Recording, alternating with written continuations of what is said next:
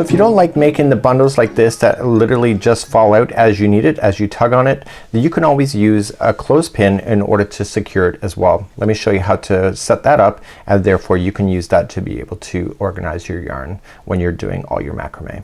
So taking your clothespin just like you have, this is the end of the strand. This is the very last part. So this where it leads to is going right into the project itself. So all you're just going to do is just open up your clothespin and just put it down before it goes to this circle.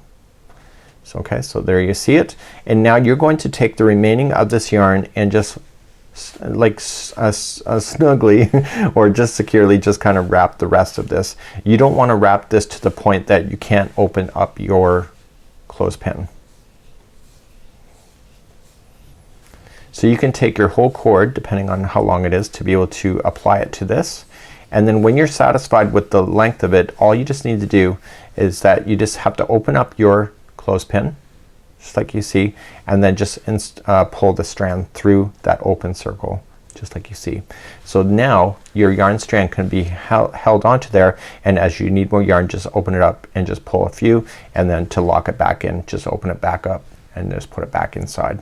So this would be how to use a clothespin in order to control your cords and your strands from being able to come apart on your project.